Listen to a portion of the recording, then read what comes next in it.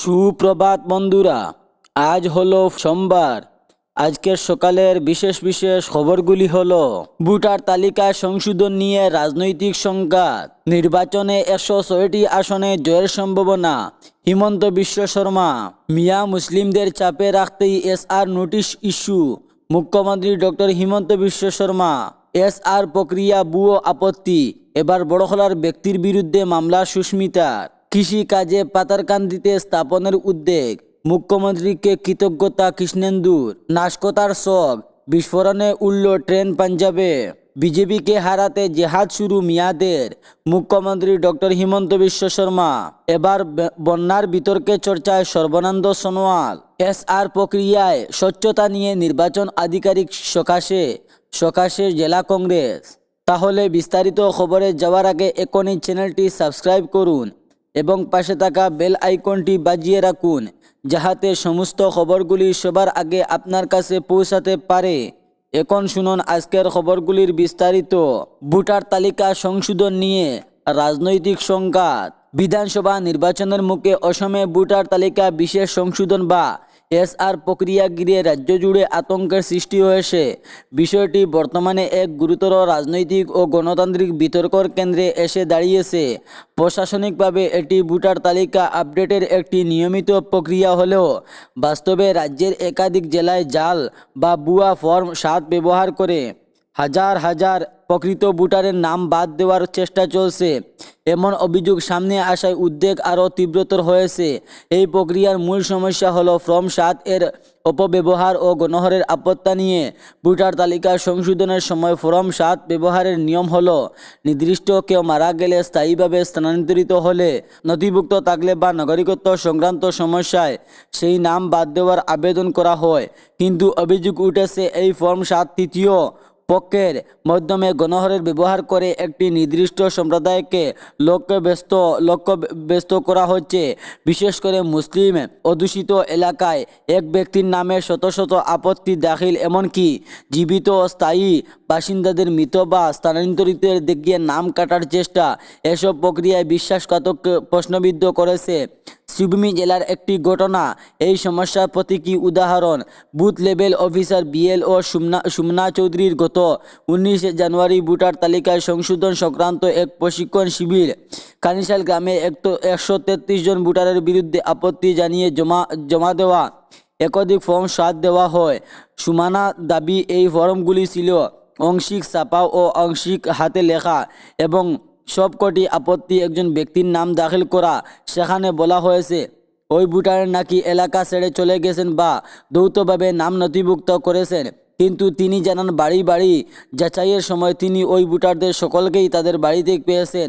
তালিকার নাম থাকার প্রমাণ হিসাবে নির্বাচন কমিশনের নথিতে তাদের স্বাক্ষর রয়েছে। নির্বাচনে 106টি আসনে জয়ের সম্ভাবনা, হিমন্ত বিশ্ব শর্মা। নির্বাচনের দিন গনিয়ে আসতেই আত্মবিশ্বাস বৃদ্ধি পেয়ে চলছে মুখ্যমন্ত্রী হিমন্ত বিশ্ব শর্মার। কিছুদিন আগে মুখ্যমন্ত্রী বলেছিলেন এবারের নির্বাচনে 103টি আসন এনডিএর জয়ের সম্ভাবনা রয়েছে। তাবুজ থেকে ফিরে শনিবার বরক্ষেত্রীতে দাঁড়িয়ে বেশ জোর গলায় মুখ্যমন্ত্রী বলেন 106টি আসনে এবারের নির্বাচন জয়ের সম্ভাবনা রয়েছে এনডিএর। শুধু তাই নয়, কেন্দ্রীয় স্বরাষ্ট্রমন্ত্রী অমিত শাহের মধ্যস্থতায় খুব শীঘ্রই অগপর সঙ্গে আসন বুঝাবুঝি সম্পন্ন করা হবে বলে স্পষ্ট দেন মুখ্যমন্ত্রী। এদিন সাংবাদিকদের মুখ্যমন্ত্রী বলেন, অসমিয়া, বড়, কার্বি, রাভা, ডিমাসদের সঙ্গে নিয়ে এবারের নির্বাচনে 106টি আসনে জয়ের সম্ভাবনা রয়েছে এনডিএর। কিন্তু বললে তো হবে না, জনগণকে জেতাতে হবে। যদি জনগণ চান তাহলে এনডিএর কে 106টি আসনে জেতাতে পারেন, তার চেয়েও বেশি নয়। মুখ্যমন্ত্রীর মন্তব্য স্পষ্ট, বিরোধীদের যতই চেষ্টা করুক না কেন, বিজেপির নেতৃত্ব হবে সরকার। কৃষি কলেজ পাতারকান্দিতে স্থাপনের উদ্যোগ, মুখ্যমন্ত্রী কৃতজ্ঞতার কৃষ্ণেন্দুর। শ্রীভূমি জেলার পাতারকান্দি বিধানসভা এলাকায় কৃষি কলেজ নির্মাণের কাজ আরও একধাপ এগিয়ে গেল। রাজ্যের স্বাস্থ্য ও শিক্ষা বিভাগের মুখপাত্র এই কলেজ নির্মাণের জন্য টেন্ডার আহ্বান করেছেন।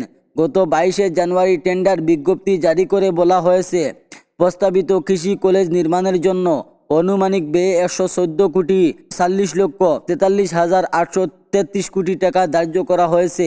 এই দারপত্র আহ্বান প্রক্রিয়ার মাধ্যমে প্রকল্পটি বাস্তবায়নের পথে প্রশান্ত হয়েছে। এই কলেজ স্থাপনের ব্যাপারে মুখ্যমন্ত্রী হিমন্ত বিশ্ব শর্মার তার প্রতিশ্রুতি অনুযায়ী কাজ করার কৃতজ্ঞতা প্রকাশ করেছেন পাতারকান্দির বিধায়ক তথা মন্ত্রী কৃষ্ণেন্দু পাল। তিনি এক বিবৃতিতে বলেন, মুখ্যমন্ত্রী হিমন্ত বিশ্ব শর্মা যা বলেন তা করে দেখান। বরাক উপত্যকার কৃষি প্রধান অঞ্চল, এই অঞ্চলে একটি কৃষি মহাবিদ্যালয় স্থাপন খুবই প্রয়োজনীয় পদক্ষেপ। তার কাছে এই দাবি পেশ করার পর তিনি গুরুত্ব সহকারে বিষয়টি অনুধাবন করে উপযুক্ত পদক্ষেপ গ্রহণ করেছেন। এসআর প্রক্রিয়া ভুয়া আপত্তি, এবার বড়খলার ব্যক্তির বিরুদ্ধে মামলা সুস্মিতার। রাজ্যের ভোটার তালিকা বিশেষ সংশোধন স্পেশাল রিভিশন বা এসআর প্রক্রিয়াকে ঘিরে বিতর্ক ক্রমেই তীব্র হচ্ছে। এই প্রেক্ষাপটে এসআর প্রক্রিয়া ভুয়ো ভিত্তিহীন আপত্তি জমা দেওয়ার অভিযোগ এক ব্যক্তির বিরুদ্ধে মামলা দায়েরের দাবিতে জানিয়েছেন রাজ্যের সভার সাংসদ সুস্মিতা দেব।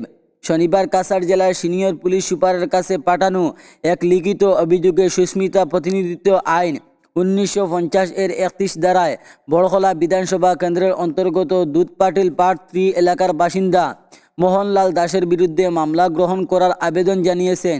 চিঠিতে সংসদ জানান, মোহনলাল দাস এসআর প্রক্রিয়ার আওতায় ফর্ম 7 ব্যবহার করে একাধিক ভোটারের বিরুদ্ধে ভুয়ো আপত্তি দাখিল করেছেন। অভিযোগে বলা হয়েছে, আপত্তিগুলিতে সংশ্লিষ্ট ভোটারের অনুপস্থিত বা স্থায়ীভাবে অন্যত্র স্থানান্তরিত হিসাবে দেখানো হলে বাস্তবতা তার এখনও তাদের নথিভুক্ত ঠিকানাতেই বসবাস করেছেন।